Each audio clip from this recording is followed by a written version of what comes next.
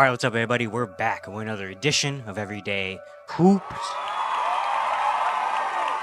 Hope you guys are having a good one. Today, we're going to be talking about yesterday's free agency moves. Klay Thompson is going to be at Dallas Mavericks. The Boston Celtics got some things going on. Talk about some extensions and just round up some free agency news that happened yesterday here in today's video.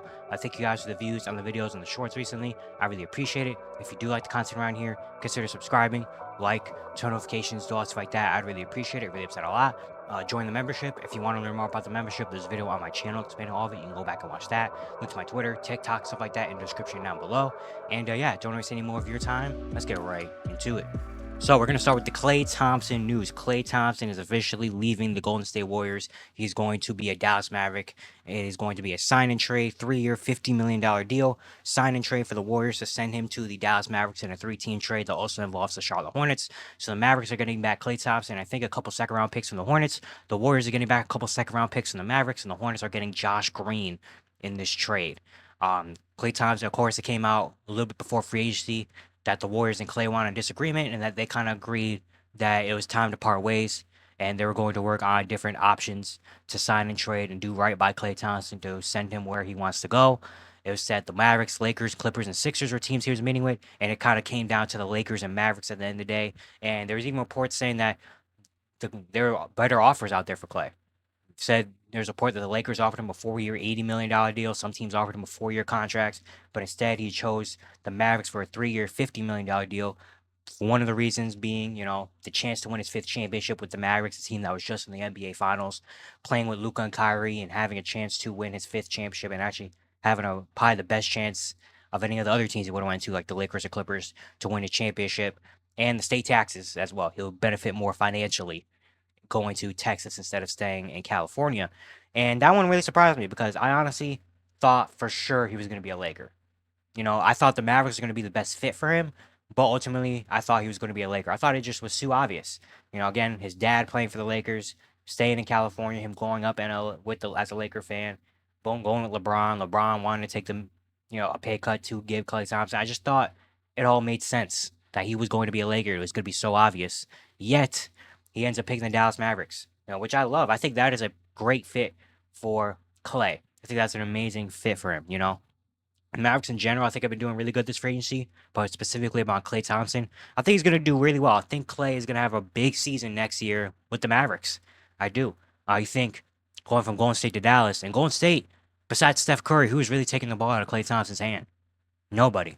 That's why he took so many shots. That's why he has so many kind of tough performances, because they needed a lot more from Klay than what he can actually do at this point in his career. The Warriors are just a kind of a disaster last year.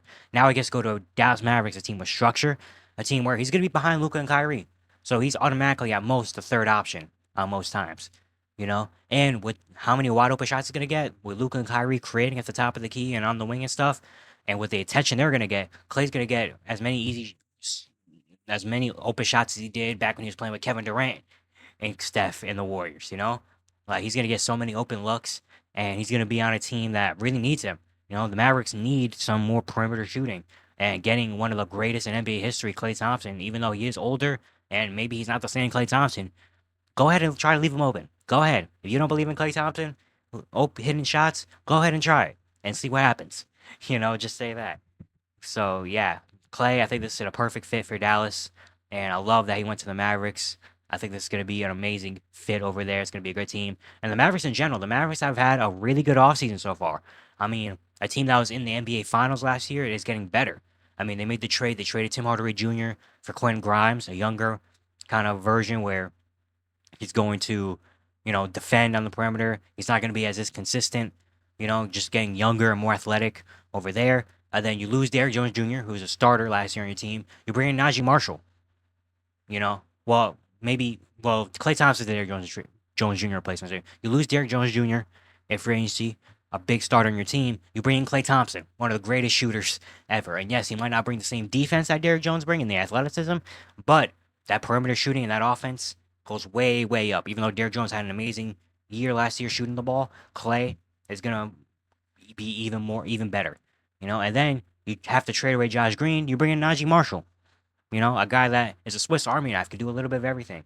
Probably is going to be more reliable offensively, Of course, Josh Green brings a lot of energy all around the court, but Najee Marshall can do that too, and Najee Marshall is better. Could be better, at least. Najee Marshall brings more defensively. He can handle the ball. Probably a little more reliable offensively. Like, the Mavericks are having a really, really good offseason, man. I mean, they've lost some guys, but the guys they're getting in are way better. So this team that was just in the NBA Finals is getting better. The Western Conference in general is just going to be a bloodbath next year, and the Mavericks are really positioning themselves to have a good chance to make it back to the finals, or at least the conference finals or something next year. And we got to see how the West of teams play out. But right now, the Mavericks are looking really, really good, and they're making great decisions over there. Next, we're going to talk about the Boston Celtics. A lot of news came out about the reigning champs yesterday. First, they re-signed Derek White to, I think, a 4-year, $126 million extension. I don't know if that's exactly right, but I know it was something in that ballpark. But I can look it up right now just because I want to give the right information. Yeah, $126 million extension for Derek White. Which was good, which is a big thing because obviously if he did hit free agency next season, he was going to be one of the most sought after free agents. They also paid Jason Tatum, gave him the largest contract in NBA history, a 5-year, $314 million extension for Tatum. Obviously the core player, the star player of the Boston Celtics, they made sure to pay him. And also, it went on reports too that the Celtics are up for sale. The ownership group of the Celtics is selling their stock, and the Celtics are available and open to whoever wants it. You know, and it's very interesting they do it now. Obviously, I think you see it. This is the most valuable they're gonna be. Just coming off an NBA championship, a dominant NBA championship. Like they're probably gonna have they're gonna sell for maybe the highest you know team amount in in sports history potentially. Like the Celtics are really gonna whoever buys that Celtics team, you know, you're gonna have to give up some dough, you know. And also they're doing this now, and the kind of lease that they have ends in 2028 because that's the point where all the contracts are gonna be up, and the Celtics are gonna be a very high paid team. I think it said their top five is gonna their entirety of all five their starting five contracts are worth like $1 billion. So yeah, by 2028, a lot of those contracts are going to be up. And I guess they're saying, you know what? We see the direction, we see where it's going to go, and we're not going to be the ones to have to break up this team. Kind of similar to what Bob Myers did in Golden State a couple years ago, where he kind of realized the writing on the wall is that the big three doesn't have that much time left, and he didn't want to be the one to have to break it up, so he kind of unloaded the job off to Mike Dunleavy and left. Celtics are kind of doing the same thing. The ownership is like, we see where it's going to go. We see that eventually we're not going to be able to keep all these players for all this time. Eventually something's gonna have to give. One of these guys gonna have to go and something, and we don't want to be the ones to have to make those decisions. So, hey, whoever wants to buy it, it's your job now. It's your job to make those decisions. So, yeah, very interesting. Very interested to see when that happens, how much they go for.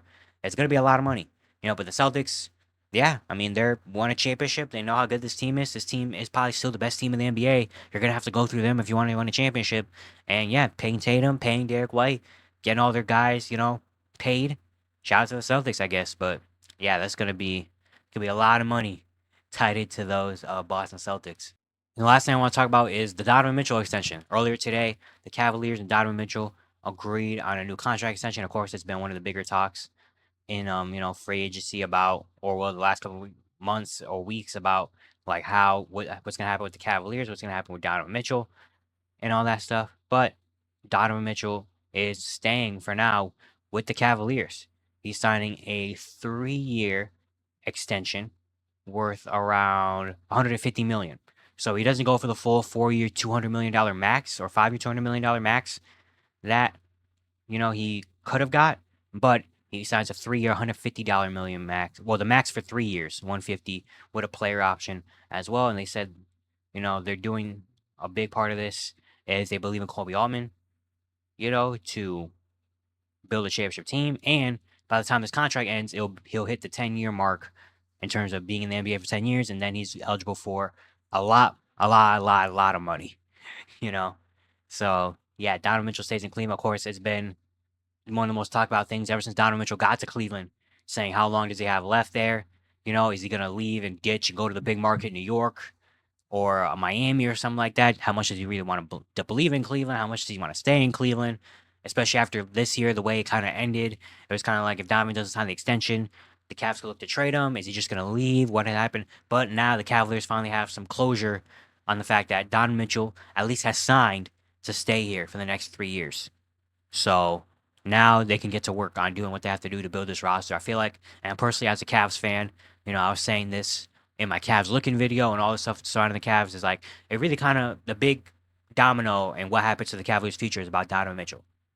Because if they get Donovan Mitchell to sign the extension, then Kobe Albert can go to work and do their things. Because if you don't get Donovan Mitchell's agreement on extension, then what's going to happen if you do decide to trade Jared Allen or decide to trade Darius Garland and try to blow this roster up to try to build a championship team around Donovan Mitchell, and then he just ends up leaving. And now you're just left with Evan Mobley and a bunch of random role players on your team. So getting the extension on Donovan Mitchell, at least for him, agreeing to sign it, who knows how long he's going to live up to the extension, who knows how long he's going to stay with Cleveland. But at least now I cannot fault Kobe Altman for going out now and making the moves he has to make because, at least you thought he signed the extension and he signed to stay here, so now you do what you do. I'm not expecting the Cavs to make any big moves right now. There's been a lot of reports saying the Cavs don't want to break up the core four guys they got, and Mitchell, Garland, Mobley, Allen, and stuff. We'll see how long that lasts. If Brandon Ingram is on the market, maybe they trade Jared Allen or something. I don't really know.